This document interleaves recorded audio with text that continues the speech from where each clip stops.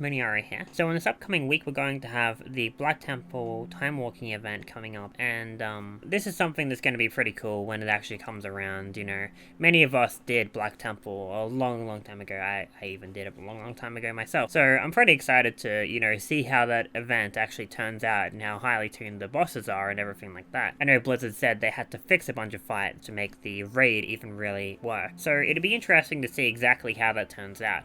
But this video isn't really about that. It's about the gear that comes from Black Temple Timewalking, and something I think many people have actually overlooked. So let's go ahead and get into it. In the background here, I'm going to have maybe a video, maybe screenshots, I'm not really sure what I'm going to do, but there's going to be something in the background showing the eye levels of gear from the Timewalking itself. Now, just in case you're unaware of how Time Warped gear actually works, the Time Warped gear has a base item level, and then it has a relatively good chance to Warforge. It cannot Titan Forge, it doesn't have the ability to do that, so it's basically how we used to have things back in Siege of Orgrimmar. If it Warforges, it doesn't have an amount of item levels it can go up, it only has one number, and that number is 15.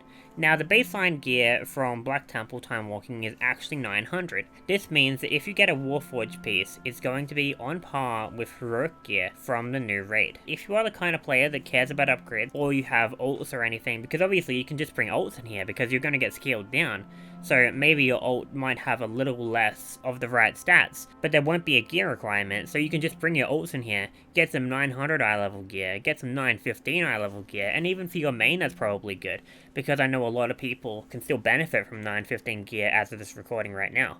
So definitely something to keep in mind, definitely something you guys are going to want to do. Like I said, we don't exactly know how high the difficulty is going to be tuned. Things about Black Temple Timewalking that you might not know if you've been living under a rock. You cannot queue for this like you can with all the other Timewalking events. You need to go to the raid, you need to form a group, and then I believe there's some sort of NPC that ports you into there, or there's going to be something you swap into the new zone into it normally. So you do actually need to form a group. I know a ton of guilds are out there doing it, and I'm sure there'll be a ton of pre-made groups out there doing it, so it's definitely something you want to make sure that you get done on any characters that you care about. More than anything, it's going to be interesting to see exactly how highly the bosses are tuned, because a while ago there was quite a few things that could kill you, and when it was tested on PTR there was a lot of deaths to quite a few bosses. The first boss of course being an example of that, because there would be that spear mechanic and a lot of people would just forget how that worked. If you went crazy on trash you could also die to that, so it's going to be interesting. But anyway, I'm excited to see how Timewalking works this coming week, and I hope you guys are too. And with that said, that's me done for the day.